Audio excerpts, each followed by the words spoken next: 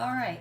So what I'm going to do now is I am going to basically, because I use watercolor crayons, I want to paint the surface. I have water, I have my blotting towel, I have my paint. What I'm going to do now is I'm just getting rid of the spaces that the paper and the marks have not filled in the space. So you can see these white spaces. It's kind of harder to see on the yellow and orange, but you can definitely see it on the red.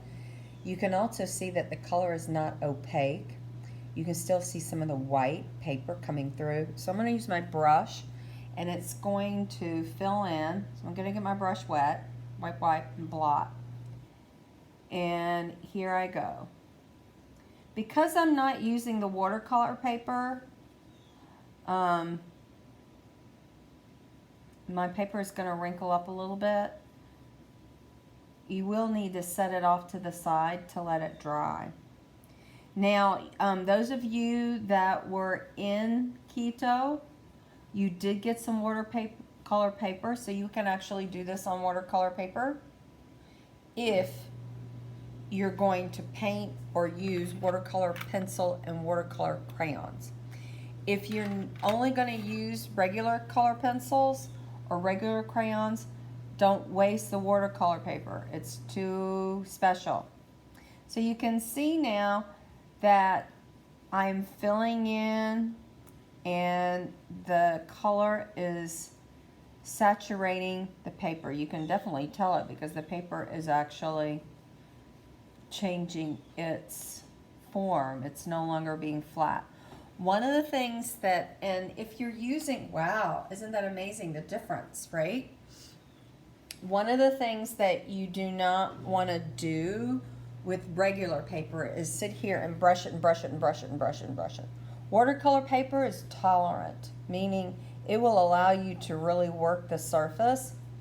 But if my brush was too wet and I'm really overworking that paper, the paper, yes, I'm talking about the paper, you will end up with a hole, with a big hole. The paper will just fall apart. So I don't want to overwork my paper, and I'm actually going to let this dry before I move to the next step. Now, my brush, there's my brush. If my brush, from my, as I'm working the colors, if my brush and my water is dirty, it is going to affect the quality of this.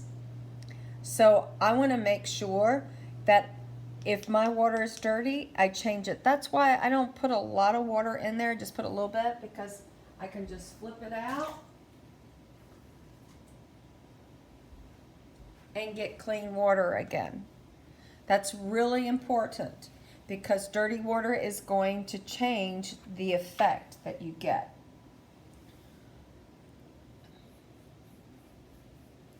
So this is second step after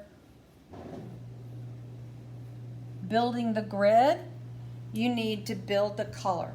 You'll notice I have done the color according to the color wheel. It's yellow. I'm sorry, this orange is not very orange, but that's what this color is. So yellow, orange, red, purple, blue, or you might call it violet, blue, green, brown, black, and white. I have not applied the white yet. I will be. All right. So that's step number 2.